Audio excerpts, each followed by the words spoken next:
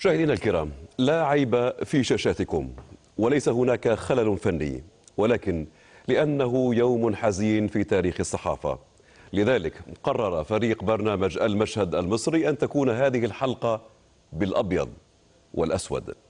فالأحكام القضائية القاسية التي طالت صحفيي شبكة الجزيرة في مصر، وإن طالت زملائنا في ذواتهم، إلا أنها في الحقيقة تحيلنا إلى ما هو أخطر، كأن الحال هو الحال قبل 50 أو 60 سنة في بلداننا، حين كانت تكمم الأفواه عنوة، حين يتم ترهيب الصحفيين والإعلاميين وكل من يسعى لإيصال الحقيقة إلى الجمهور.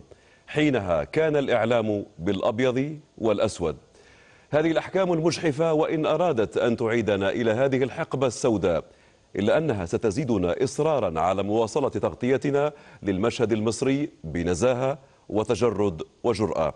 نحن اليوم بالأبيض والأسود في الشكل فقط، لكن مضمون ما سنقدمه يتضمن كالعادة كل الألوان. سنخصص